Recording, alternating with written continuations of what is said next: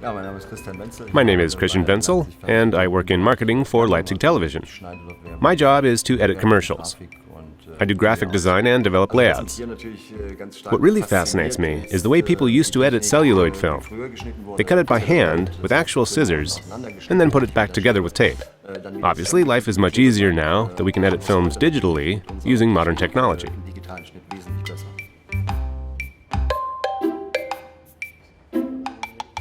I'm very happy with this silicone socket that I'm wearing. I've had it for about 6 months now. We left out the rigid socket material in the elbow area, which means now I can make direct contact with all sorts of surfaces when I lean or support myself on them, and it's just great.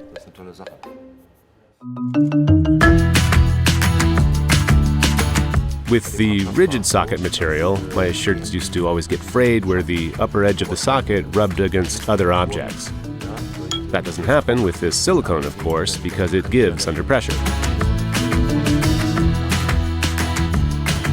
We've enjoyed a great day today. We've seen and done so much.